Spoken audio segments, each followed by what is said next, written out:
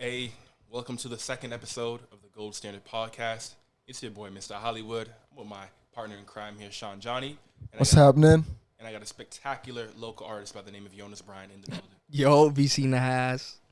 All right, so on today's episode, we're going to talk about, we're going to talk to YB, and he's going to actually break down to us some of the challenges artists have been facing.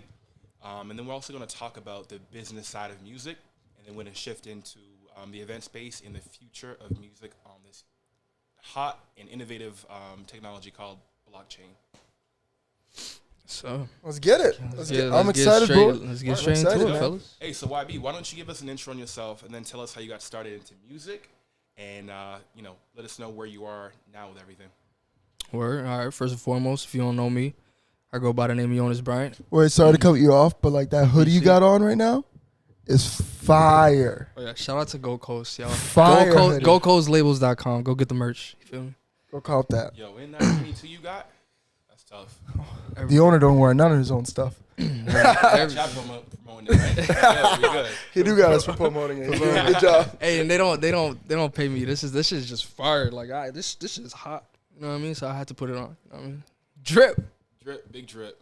Anyways, yeah, so tell us, how you got into music, what made you want to start doing music, where that took you, and obviously where you are now. But you can start with the intro first. Yeah, so basically I got into music, man, like like I said, man, like it was this shorty, bro. I think it was like in the 7th grade, and there was this girl who I was trying to, like shoot my shot. So that's literally how I know it sound corny, but like that's how I really got into music.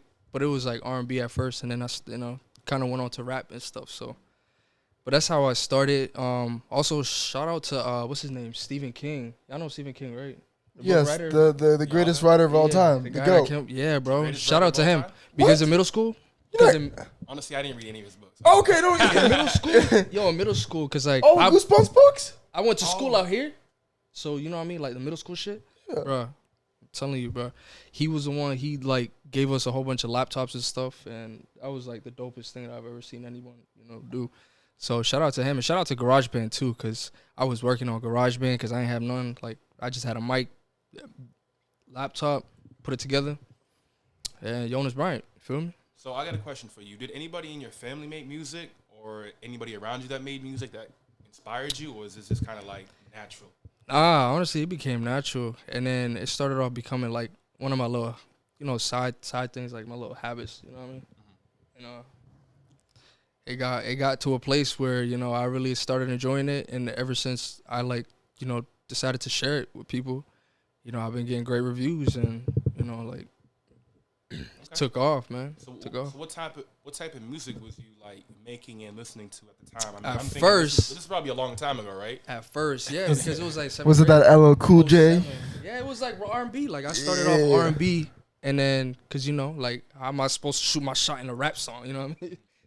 Certain occasions, special Okay. occasions. You know Okay, what I mean? but- okay, When I'm so- trying to, Well, so you were making originally R&B music. Yeah. And then so how did that shift into for what it's now? So yeah, and then ever since I went from R&B music, I don't know. I just started dabbling into rap, man. I think it was like when I got into college. So I used to go to UMaine, and that's literally, I don't know. I was just stuck in my dorm room, and I was just trying everything that I could possibly try, and it stuck, man. And then I literally just showed other people about it, and they heard it, and they were just like, yo, man, So what type of, say if you had to pick an artist that you most resonate with, or maybe that you sound like, that you look up to, who would that be?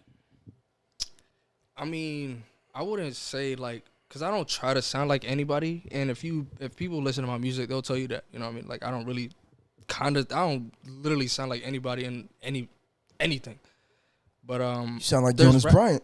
I sound exactly like Yonis Bryant. And then I mean the rappers that I actually listen to like on my spare time and stuff, it's like I like the J. Cole's, the Waynes, you know what I mean? Like the real lyrical, you know what I mean? The guys who, make you actually listen to the music, you know what I mean? And and they resonate with me a lot because they real, bro. Like, I want to know more about what challenges you face as an artist, because we want to give the fans that are probably watching this right now just a little bit more insight into you and, where you're at exactly as far as your music. So I mean, just some of the hardships that I have to go through as an artist, especially being, in Maine, a place where, 90% is, of white skin and 95%. 95. Yeah, It's whites. not 99. Yeah, No, whites it's make up up barely 1%. Blacks make up barely 1%. And then it's gonna be a mix, and then I would say like 90. Wow, I did not know that. It is bad. But still, like, you know what I mean? Like, the culture out here, I mean, even though, like, shout out to social media and just even, social media, because, like, that make the world so much smaller. And it's like, even though I feel like the population here is more white, you know what I mean? But I feel like, like, motherfuckers just, I just completely lost train of thought that I wanted You can to reach say. everybody with social media. What was that? Where was I going with that? Well, we're I know where wondering. I'm going with it, though. Yeah, we're trying to figure out what you've faced challenges wise, like because what we've been looking at and learned is mostly I knew is one in Maine. I think is one being able to perform. That's a huge barrier. But then two, obviously the biggest barrier, just about anything in the world, is bread. Yeah. Right. And then three, the demographic too. Like, if you don't have a city that ride with you, it's really hard to stand out. Yeah. If you look at Atlanta, like a lot of the artists that come out of Atlanta, they really push for these artists. Even New York, even like LA, even what I'm saying. But like, that's where I was going with it. Obviously, you can get big off of being on the internet, but like I think your community really uplifts you more than anything. True. And the Portland music scene isn't there yet, and I don't know if it will ever be like that. But, exactly. And that's exactly what I was about to say, because but there is a ton of opportunity here. You know what I'm saying? And you recognize the opportunity because you caught a vibe at one point, right? Yeah. I mean, yeah. Yeah. So how did you when did you realize that you was like an actual artist and people referred to you as an artist? I remember I used to walk around campus and people was like, YB, Yonis, Bryant, like, he's a rapper. That was honestly, that was probably when it first started going, because I mean, shout out to you and Gold Coast, bro. Those little parties that we had on campus, bro. Like that really helped me, build like a real solid like fan base. You know what I mean?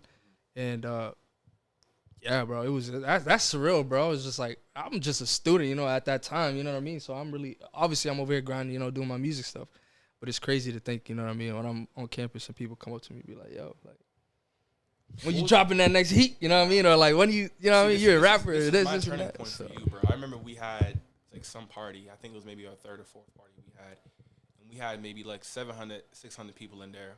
Was this my first Jersey party? Crazy. Bro, we didn't even know about you. This was at lower. This was way before This that. was at 2 years before. This was at the crack, right? This is at the crack. Yeah, the student center. Fire. Yeah, and I remember I was talking to somebody like, yo, you should let YB and Byron and a few other people perform. And I'm like, I don't really know. We'll see about it. We'll see too. You know me, I'm always hesitant. We love you, Byron. We love you two extra. So I'm like, you know what? Let's let these guys perform. Like, we'll have them practice, and if the crowd is feeling them, we'll have them get on stage, right? And so halfway through, like, the party, right, which is like this huge, like, just crazy-ass, like, show of kids just going crazy. We get on stage and we announce, like, yo, we're about to have YB perform, you know what I'm saying? And so Mario, our DJ, he dropped a song, and I think your hit song at the time was Let Him Know, right? Facts. Let him know. Yeah. Yes, sir. Shout out to Young Chop. So you got on stage and you just went crazy, and the crowd was, like, really vibing with him, you know what I'm saying? Like, crowd of, like, 500-600 people just going crazy for his music.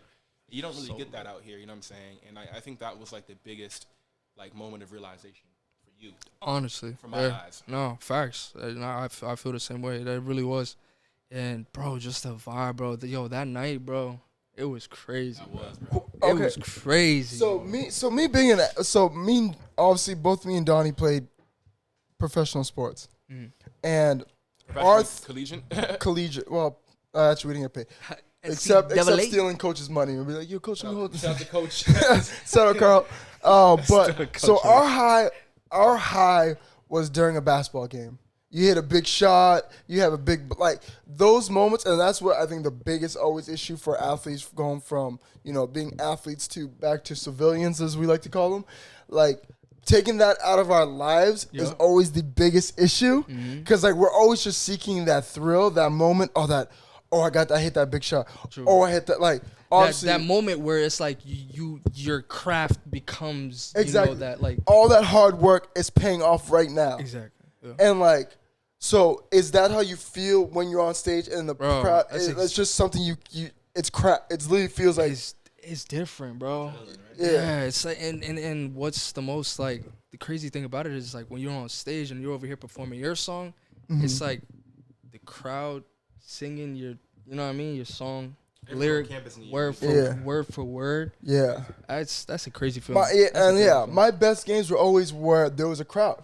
If there was a crowd, because you feed off that. Exactly. You feed off their energy. If their energy is hype, you just just like I could go on forever, but I just. So you had a few moments, YB. Like, what would you say was your biggest moment as far as music? As far as music, I mean, opening up for Young M.A. was pretty dope. True. That was pretty dope.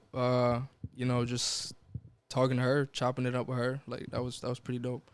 But yeah, other than that, yeah, man, like that was a really good place because it was just like now it's like damn, like what's next? You know what I mean? I'm over here opening up for probably considerably one of the best female rappers. For sure. You know what I mean? I wanted to be on a. I want Young M.A. to get into some hip hop beef, just fake beef. Yeah. I know she hit a diss track, and she can perform too. I'll give it that. Like she had a real nonchalant like vibe she to her. Dope, bro. She got on dope. stage like she just like had really good stage presence without even being too hype about anything. You know. Facts. I have a question. She had when girls on the. When you met her, did she smell like Henny?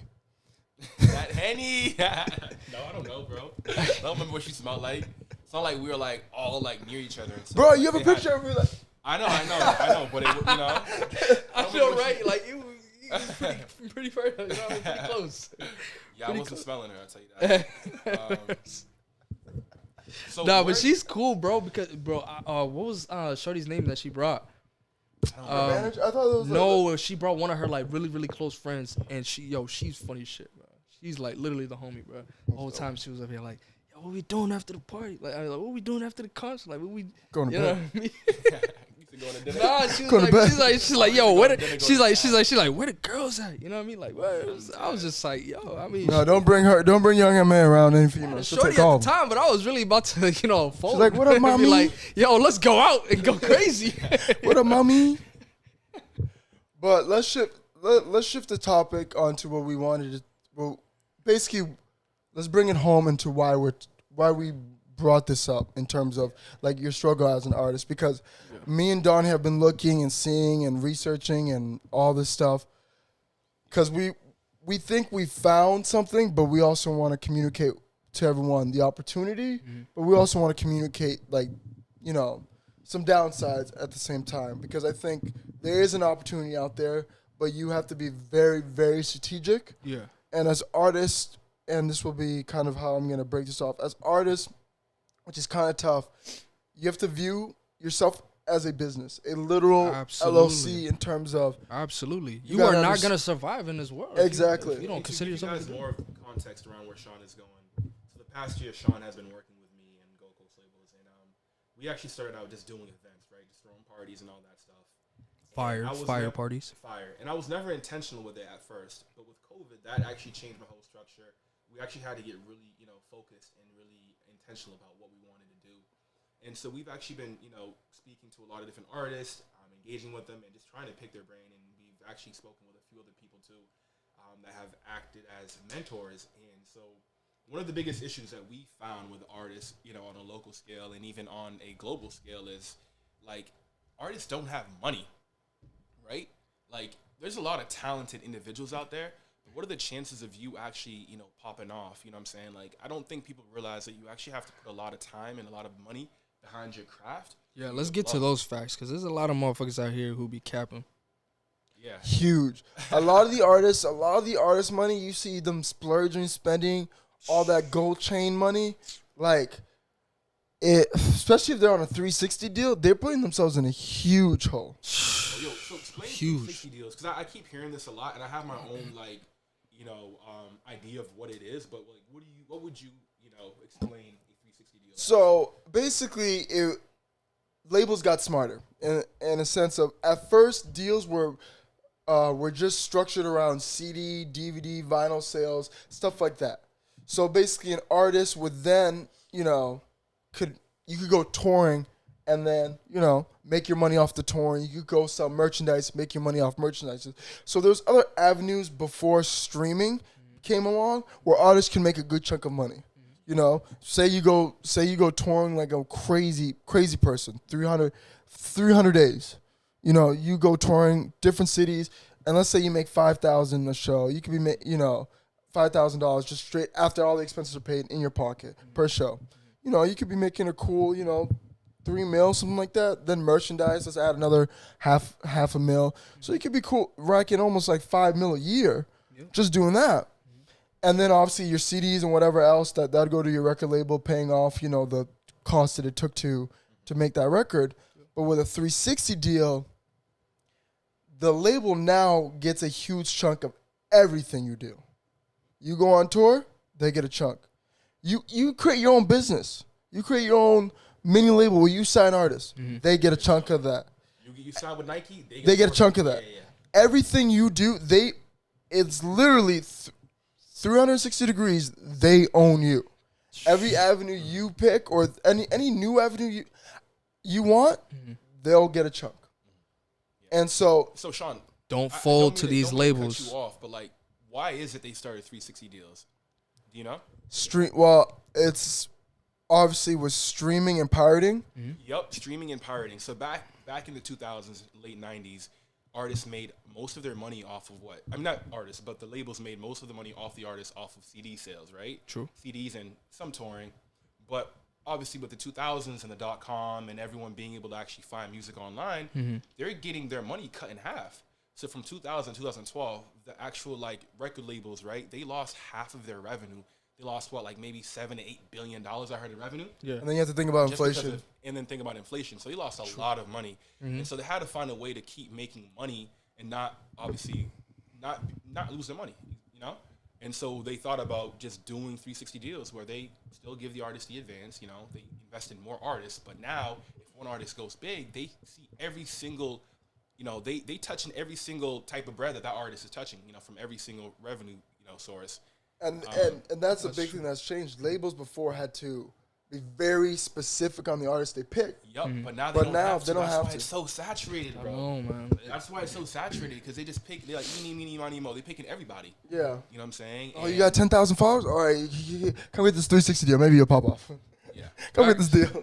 And then put people in the hole, bro. And then decide to shelf them later on. That's a bit. And obviously, we could talk about the beef with Migos and Lil Baby.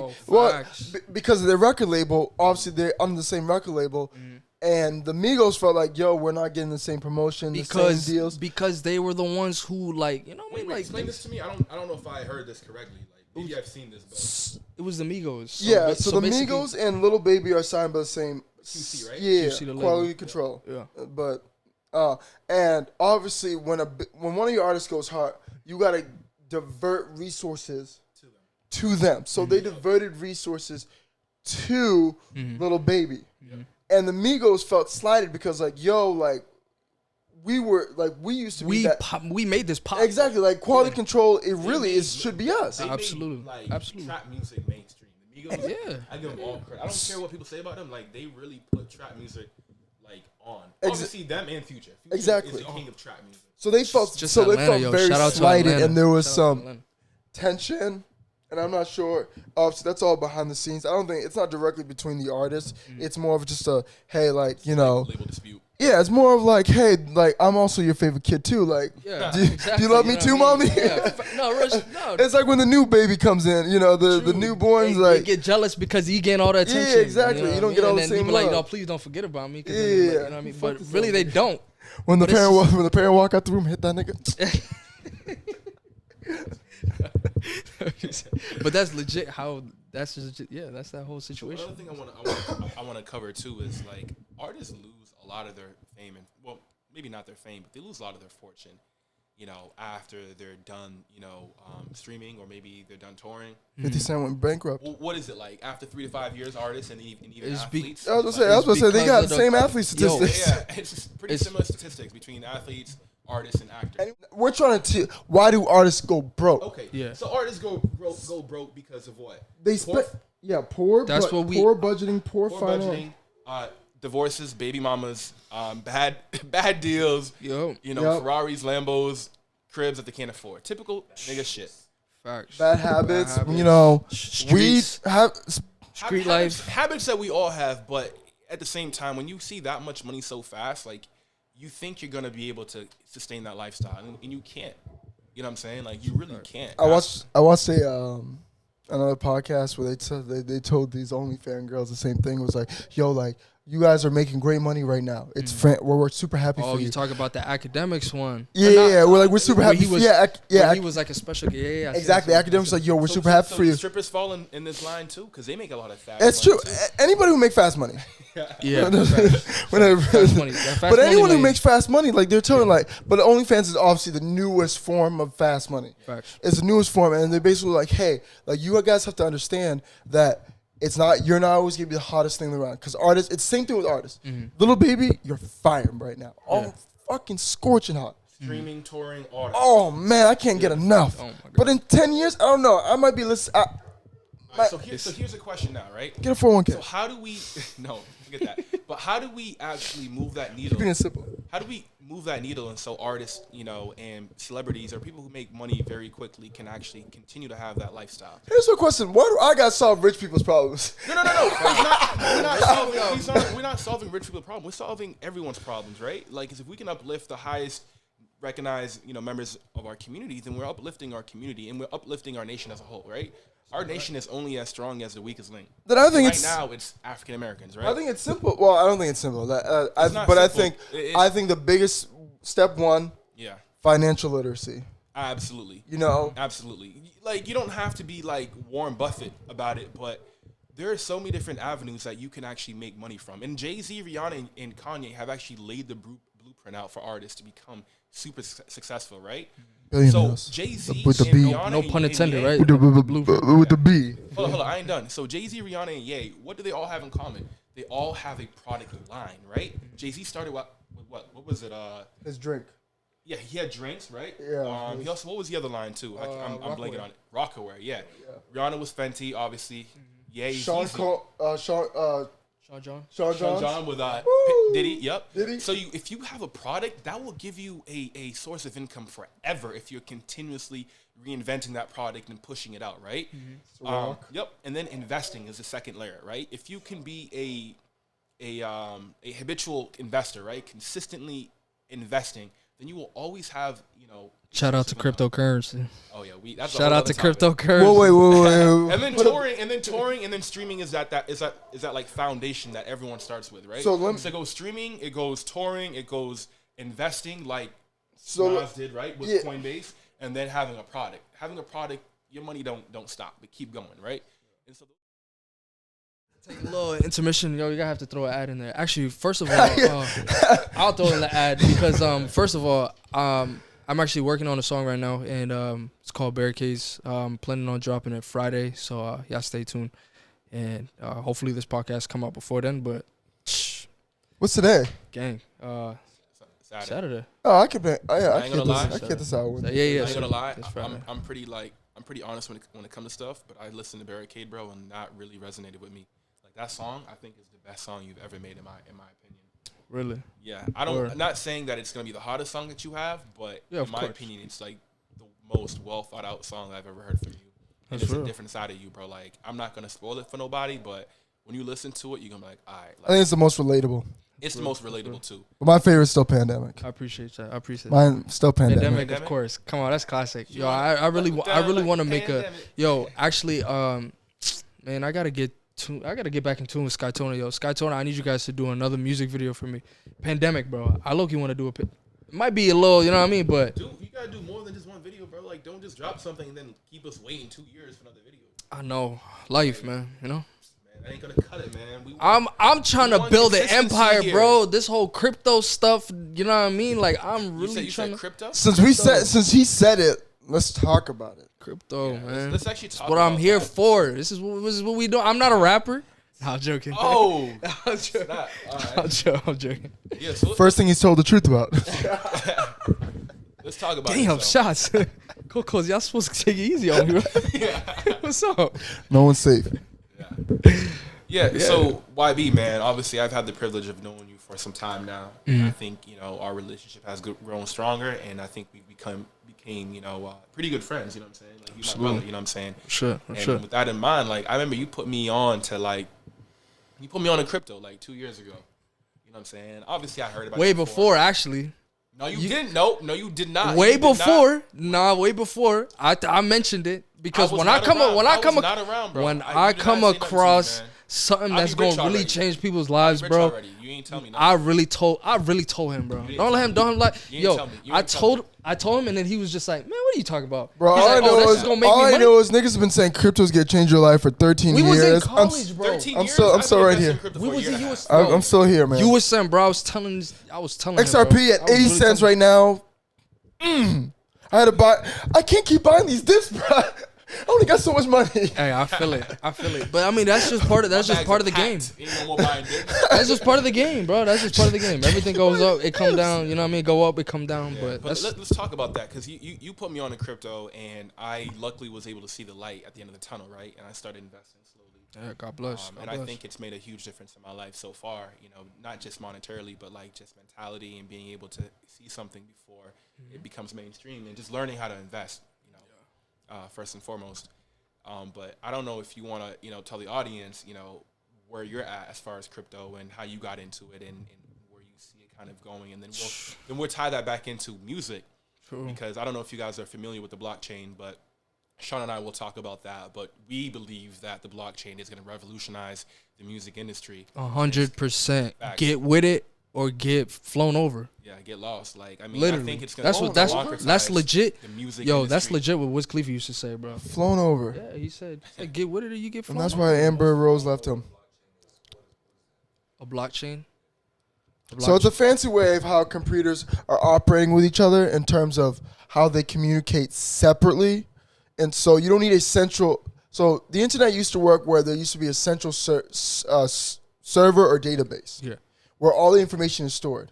So basically that was an easy way for, to be hacked but with blockchain, you're spreading all that throughout the whole internet, and based off how many servers, how many people are on that network. And it's more secure, and it helps. So that way there's no way for someone to, if I wanted to, and there's no incentive to Put it this way, hack I something. feel like you went a little too deep right there, Sean. Like, in layman's terms, the blockchain is literally just a code, right? A code that's able to verify transactions. You know what I'm saying? And these transactions are verified on multiple computers, and all these computers are competing to verify this one transaction. Yes. And when they do that, it allows the other person on the other side receiving that transaction, or whatever it may be, to be like, okay, this is real, this is tangible, and I'm not getting gypped. You know what I'm saying? So it's just a way of verifying something. It's kind of like saying, hey, Manny, you say you saw that UFO. No one believes you. But if all four of us say we saw that UFO, hey, okay, now it's more believable and it's more real. Right? True. Yes, in a way. In a very weird way. Yes, It makes perfect it's sense. better than Verify. it's better than him saying it. Yeah, if You it's know. multiple people, Yeah. so multiple computers, all around the world. But we'll verifying talk about the transaction. disadvantages in terms of, because the model he just talked about was proof of work, where you'll get it. They'll send basically, I want to buy his NFT or whatever the thing is, and there's that transaction, and so the computer's got to solve a bunch of code, and obviously they're working super hard for the first computer. One computer's trying to solve that before other computers. Yeah. But the issue, and we could talk about that, basically is a huge waste in terms of energy. Because basically, imagine you have 800 computers, and so all 800 are trying to solve one problem. But that means 799 computers, all the energy they just did was wasteful. You know what I mean? So certain models are trying to get to the proof of stake model where it's based off just one computer where you put in a pool, you put in, you hold your money, but that's a different. That's a different whole part. nother. That's a whole nother Yeah. discussion. That's very high level. Anyways, the whole reason why I brought this up is because I believe and I know what's going to happen is that blockchain is going to take over the internet as it is. Oh, it's already And happening. It's already here, right? Oh, it's already happening. Meta with crypto.com, and then it's going to take over various industries, right? Yeah. All these industries are going to get tokenized, which basically means they're going to be put on a server that is run by blockchain technology that is going to be verifying these transactions and making things happen instead of the regular internet that was doing that, which would take forever sometimes. Yes. There's upsides, downsides to that. But Sean or YB, like, do y'all want to talk about like why blockchain is even hot right now, or why it even got created? I mean, I feel like that's something that people need to understand too. I'll let. It started with just typical rebellion of the government, you know what I mean, and just having like losing faith in the government. Because obviously, if y'all know, like Bitcoin came about like in the last recession of 08. Yep. And that's how it got started. And obviously, people started losing faith in the actual dollar, and they just needed something else to hedge. And crypto at the time, and still is, the best thing to do to hedge against the dollar, because inflation is a real thing. It's real. Yeah. I don't know if y'all been to the last time y'all been to the grocery store. Nigga, I bought 3 things. I went to the grocery store, bought 3 things, spent $30, $40, $50. I'm like, bro, the same 15 items or 20 items that I used to buy, bro, at the grocery store, bro, now that run me like almost $200. Oh yeah, I went to the grocery store crazy. too. Yeah, no. Niggas just spent $300-$400. Short, our dollar, our dollar and our monetary system has been diluted for a long time now, and I'm not going to get into specifics of it because it's just going to be mundane for everyone listening. But our financial system is fucked, and so with all the other financial systems. It just need a pop already, bro. So there's like this financial like revolution happening right New now. world You order. guys probably recognize that too. Chill out, YB. With GameStop, right? You guys saw that whole GameStop situation, right? Remember last year? Yeah. Where that whole like people were betting the short against squeeze yeah, against exactly. Piss. Isaiah got rich off that so shit. there's a Oh, huge man, I financial should've, revolution man. going on Fuck right now. Isaiah. I wish I was so caught up in crypto, because crypto has treated me and my family so good, bro. Like, I wasn't even really dabbling in the whole stock market. Chain is going to affect the music industry. Okay. And so I guess a good introduction into that is This nigga said okay like he was surprised about the topic. Okay. I know you're talking about some bullshit. Anyways, to get into more detail. I'm having a fucking Brain fart. So basically, I'm having brain fart. Right now. Damn, the guest about to be the host right it now. happens. It's the Henny, man. Anything's possible. It happens. But I mean, honestly, with the whole crypto move within the whole music industry, bro, I think it's gonna really, really change the whole industry, bro. Because like, imagine where instead of these regular cryptos or stocks that people be investing in, imagine as an artist, if I had like my fans could actually invest in my stock or my, you know what I mean, like my blockchain type shit. You know, that'd be dope. You know what I mean? And I feel like eventually it'll probably get there. Let me just stop you right there, because I think you're talking about it like another. You're talking about one specific thing, and I want to actually give people oversight into why it's going to be successful versus a product that's going to come about from it. Okay. And so the reason why I believe blockchain is going to take over the music industry is because if you look at these record labels and these 360 deals that have been happening, right? The record labels are able to rape these artists and get all their money, right? And be the middleman between their audience and between the touring and between whatever it may be. With blockchain, that actually allows you to eliminate the middleman, which is essentially the labels, which are banks, right? Because they lend out money to people. True. And that's the whole reason that blockchain was invented, right? To overthrow the banks and stuff, which is not going to happen. It's all just going to integrate anyways. But for the most part, blockchain is going to allow artists to actually put their music out there and receive royalties at a higher rate and actually get straight funding for their music, right? And get paid for their music on a higher scale and on a much more granular scale than just having labels, dish music out for them. And then to loop that back into what YB is saying, instead of a label investing in you and give you $100K advance, you can now drop your own project, right? And now say like you got friends in the hood that want to support your cause, they can put money towards you, right? Yeah. And they can send you on tour. Yeah. And now you're managing your own stuff, right? Facts. And you don't need no label. And that's the power of the blockchain. And so that's my take on it. And it's gonna That's change. one of It's the gonna ways happen, change. and it's gonna really change. Literally, the whole music industry is gonna change. We have to understand that labels are smart. Yeah. And obviously, when there's something new, sexy, there's gonna be And they got the funds. overcrowding. And so what I want, Resistance, friction, all that. Yeah. yeah, and friction and all. And I want to kind of tell people in terms of artists, the way I feel as though you can take advantage of it is that you have to be, just like in anything in life, hyper focused. In the sense of, if you choose to have, because I think right now the first wave is going to be NFTs. I think that's right now the What's first NFT? Sean? non-fungible token. Okay, now explain that in layman's term that someone's great aunt can understand. What is an NFT? I'm Basically, testing you right now. okay, basically, if I have this picture, if I took a picture of this iPad, that's going to be a one-of-one of that iPad. And there's going to be coding behind that specific photo. And so so that's basically it. So you can't make a duplicate that is any more unique to that. So long story short, in It's NFT, a long story. That was pretty quick to me. Long story short, an NFT is essentially like a deed to a house or a title to a car. It's a certificate of authenticity, right? Yep. And even The deeds code is. Yeah, the code is. And even deeds and titles get messed up all the time because we're humans. But with an NFT, since it's verified on the blockchain, there's less chances of that being not authentic or manipulated. being manipulated. Yeah. That's all it is. You know what I'm saying? NFT is literally it's called a non-fungible token, which means it cannot be duplicated as far as ownership. You can transfer ownership, but you can't duplicate ownership. Exactly. Once you make that, you become the owner of that. You could sell ownership. Well, even with a lot of the NFTs now, it's like you can sell your ownership or sell the rights to that, but you can still collect royalties. True. Exactly. And that's why it's really important for artists to really get on this wave and establish their own thing before the labels get into it and loop them back into their deals. Is because as an artist, say you drop like actual photos or music, you can have that be NFTs. Each song can be its own NFT, right? So every time that song is transferred or like not transferred, but like listened to, sold, you get paid back on that. Right? Streaming. Or if streaming, exactly. Or if you want to like fundraise, and you can drop the NFT as an ICO, which is a whole other. Yeah, but long story short, you know, instead of say an artist say an influencer, for instance, right, on Instagram, they drop their content and people repost that content. They don't get paid for that half the time, right? All they can hope is that someone's going to tag them and they get followers. But if you NFT that and it's on the blockchain, then every time someone reposts your shit or even takes your shit, you're going to get paid off that. Amen. Yeah, exactly. If you don't get paid off that, you can sue their ass because you have the title to that. True.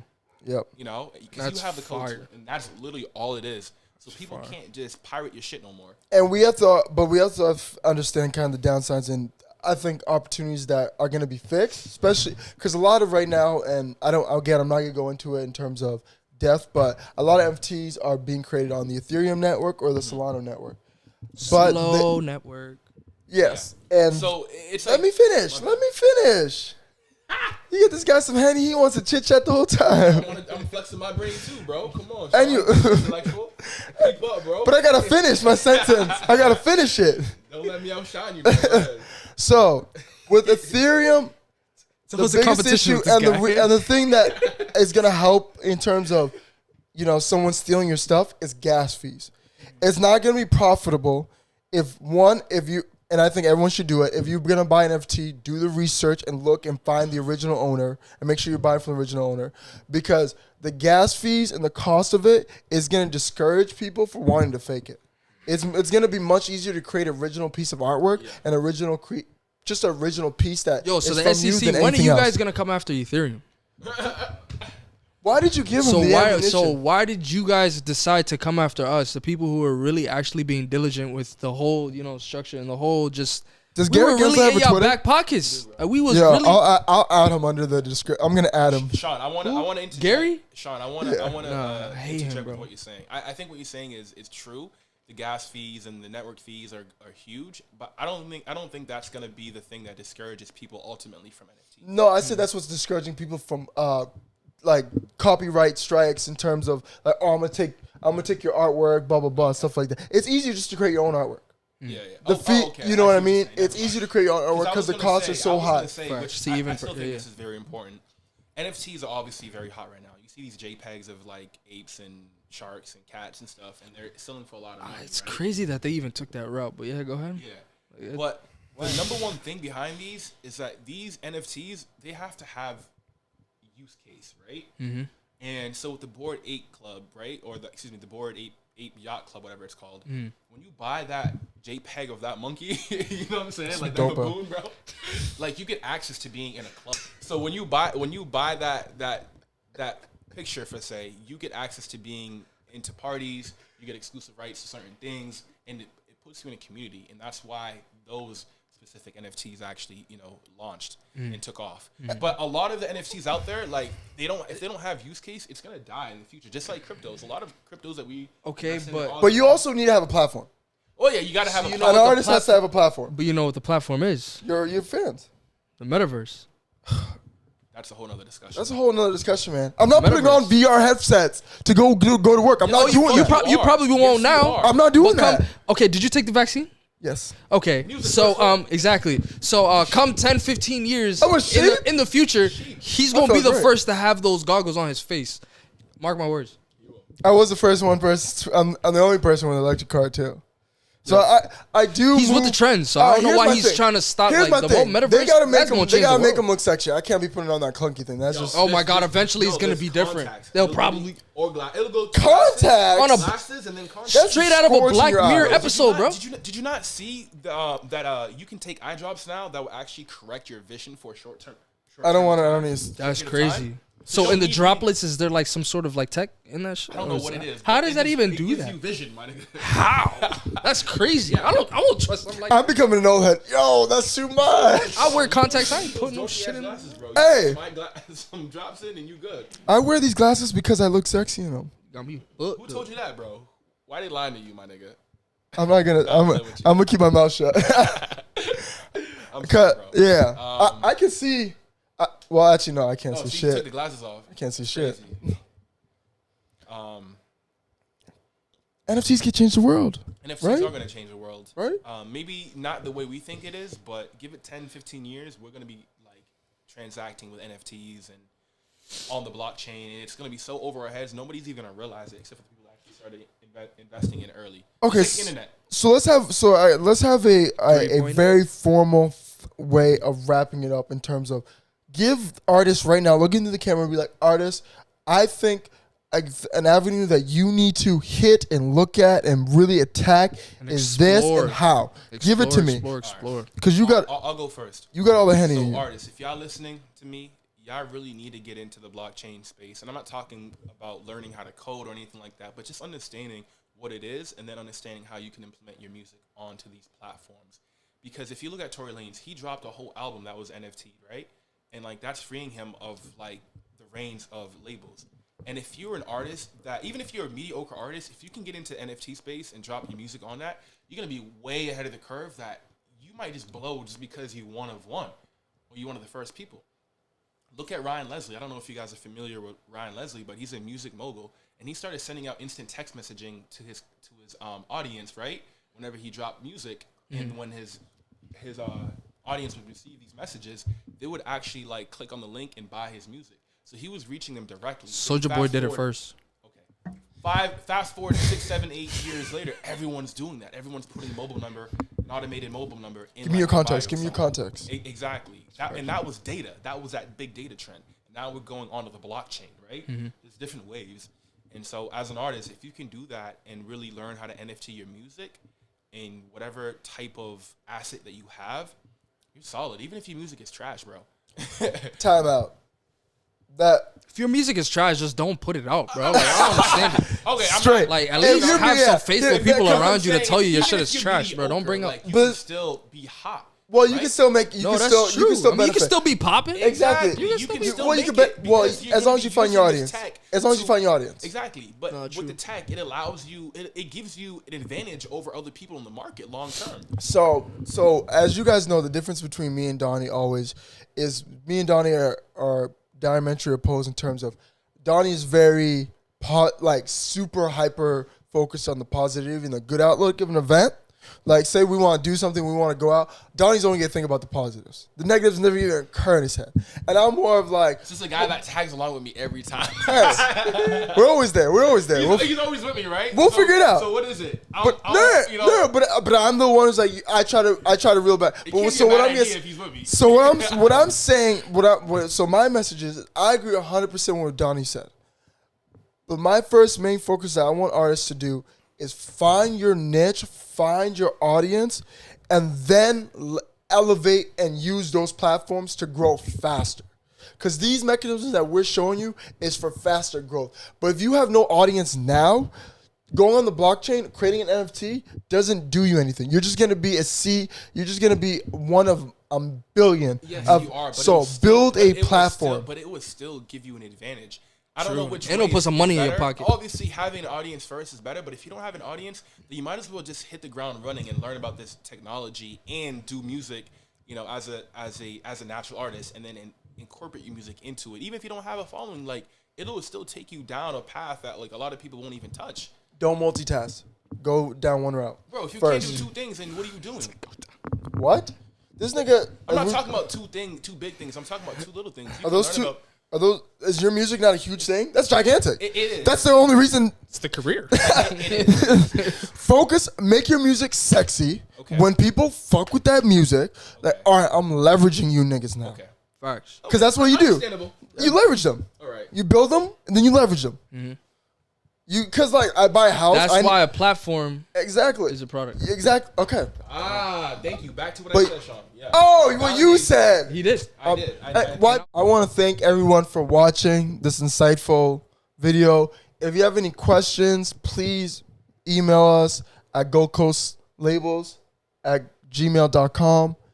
If you want to get the gear, go to our Instagram, go to our website, goldcoastlabels.com. Our Instagram, goldcoastlabels.com. Check out everything. You know where to hit us. We're everywhere you need us to be. All right. Yes, sir. All platforms, iTunes, Spotify. Is it on Tidal? Tidal, oh, damn it. everything. But once again, man, I'm dropping Barricades this Friday. I don't know what time, but I'll tap into social medias, Yonis Bryant on everything. Hey, you know who it is? It's Mr. Hollywood. You can find me at Gold Coast Labels, or you can follow me at Mr._Hollywood 212. You know what it is. Tune in with us for next time. You can't find me nowhere. Yo, can I come back on the podcast? Huh? Never again. Please. Well, you'll see. I feel like I should be the third wheel. You know what I mean? Like, you know what I mean? We're gonna constantly figure out these angles. Spicing it up. These angles are gonna be. We gotta keep it professional. These angles are gonna. For all the young ones at home. Hey man, peace out, guys. It's the way the Lord made me. This feeling got me feeling crazy. But this is how I'm feeling lately. My heart don't know which way that it wants to go, but I can't be afraid. Get attached, walls up, barricades. My heart don't know which way that it wants to go, but I can't be afraid. Get attached, walls up, barricades. So much walls like whole walls, I'm tryna break them down. Just relax, smoke some weed, let me break it down. If we fucking, then we fucking, we just playing around. Emotions, I can get attached, no I can't settle down. I think it's all the smoke, yeah, smoking too much weed. Cause when we fucking smoke, yeah, all my feelings leave. Don't think that I'm a coward running away from love. I know there's power in it, set the one above. I pray one day that all my feelings open up. And when that day comes true, I hope you're still in love. I think I said too much, enough is enough. I'm still confused, steps at a time, and I'ma start to my heart. Don't know which way